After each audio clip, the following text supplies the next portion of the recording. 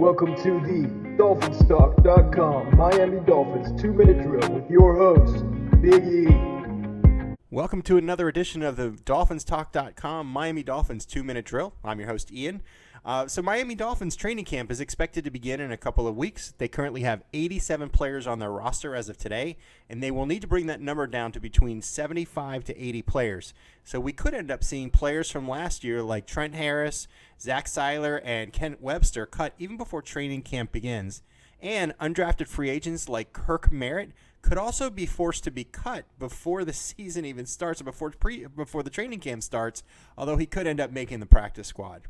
Speaking of COVID, the Baltimore Ravens announced today that the stadium capacity for their home games this season will be less than 14,000 fans allowed in the stadium. They are going to need to get clearance from their state health department in order to make that happen.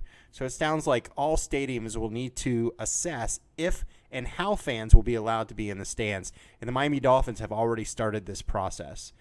Pro Football Focus ranked the roster quality of every NFL team recently, and they currently have the Miami Dolphins roster ranked at 30th, ahead of Washington and Jacksonville. The report stated that the biggest strength of the team was their cornerbacks, and their biggest weakness was their offensive line. And we knew that the offensive line had its challenges last year, but it clearly has been addressed over the offseason, so not sure if Pro Football Focus is taking that into account or not. Fourth item on our agenda, Miami Dolphins training camp rules have been set for media members and fans. As anticipated, there will be strict rules regarding how many media members can attend the training camp sessions.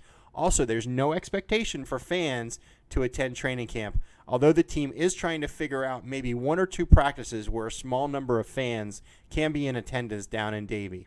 So last but not least, don't forget to check out DolphinsTalk.com to learn about their new giveaway. They are giving away a signed Tua helmet, which is really cool. You just need to follow some rules. So go to DolphinsTalk.com to find out more information. That's all I got. Fins up.